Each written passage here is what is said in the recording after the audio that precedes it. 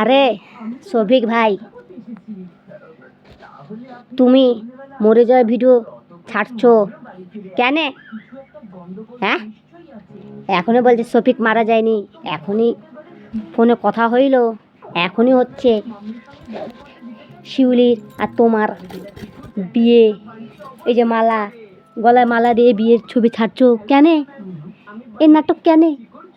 লোকে কান্নাতে খুবই ভালো লাগে, হ্যাঁ, লোকে চোখে জল ফেলতে খুবই ভালো লাগে কেন ভাই? মরে যাওয়ার ছবি কেন ছাড়লে ভাই? হ্যাঁ, হাই হাই হাই হাই, কি কীর্তি কারখানা করেছো ভাই? কি করে বিশ্বাস করবো ভাই যে তুমি বেঁচে আছো? হ্যাঁ, high high high high high high high, কি কাণ্ড, কি কীর্তি! হ্যাঁ, আমার তো সারা রাত ঘুম হয়নি এই চিন্তায় চিন্তায় যে শফিক মারা গেছে, শফিক মারা গেছে। হ্যাঁ,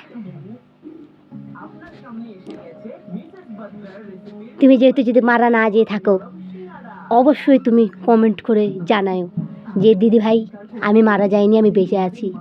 কমেন্ট করো না, ভুল কথা। ভিডিও ছাড়ো, ভিডিও, যে এই যে আমি বেঁচে আছি ভাই, বেঁচে আছি দিদি, আমি মারা যাইনি। তোমরা কান্নাকাটি কেউ করো না, চোখে জল ফেলতে খুবই ভালো লাগে। শফিক মারা যায়নি, হ্যাঁ, আজকে পেট ভর্তি করে আমি খেতে পারবো। শফিক মরে যাওয়ার কথা শুনে আমি হায়রে কান্না কানলাম, চোখের জলগুলো আমি ফেললাম।